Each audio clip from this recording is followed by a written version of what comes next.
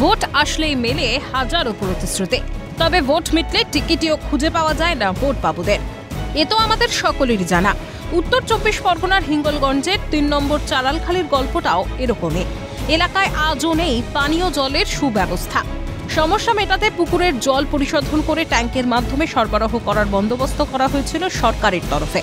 সেই ট্যাঙ্কেরও বর্তমানে বেহাল দশা। ট্যাঙ্কের ভিতর পুরো শ্যাওলার আস্তরণ। নজর করলে দেখতে পাবেন মিলবে সাপ, পোকামাকড়ও। অথচ সেই জলই পান করতে বাধ্য হচ্ছেন গ্রামবাসীরা, আর তার ফলে নানাবিধ অসুখ বিসুখ লেগেই রয়েছে গ্রামে। অভিযোগ বারবার প্রশাসনকে জানিয়েও কোনো লাভ হয়নি। অগত্যা হাঁড়ি কলসি হাতে নিয়ে ট্যাঙ্কের সামনেই বিক্ষোভ দেখালেন গ্রামবাসীরা।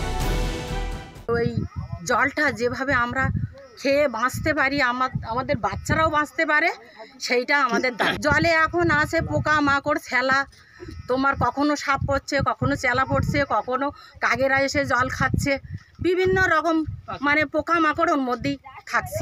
এই 40 বছর হতে যাচ্ছে, তা আমাদের এখানে এই জলটা আমরা খাচ্ছি, পানীয় জলটা, পোকামাকড় তো ছালা টালা পড়েছে। আর ধরো অনেকে প্রতিশ্রুতি দিয়েছে, আমাদের প্রশাসন থেকে বলেছিলাম, কিন্তু ওরা তো বললো যে আমরা একটু পাঁচিল টাচিল করে দেবো কি গাডাল করে দেবো, কিন্তু আমাদের কিছুই হয়নি। দ্রুত পানীয় জলের বন্দোবস্ত করার আশ্বাস দিয়েছেন স্থানীয় সাহেবখালী গ্রাম পঞ্চায়েতের প্রধান।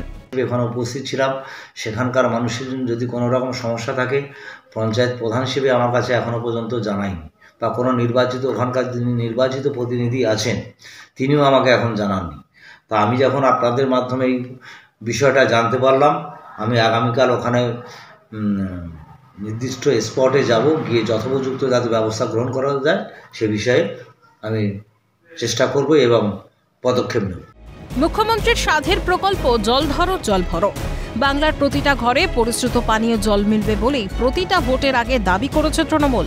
অথচ 13 বছর পেরিয়েও আজও তৃষ্ণা নিবারণে মেলে না পরিশ্রুত জল।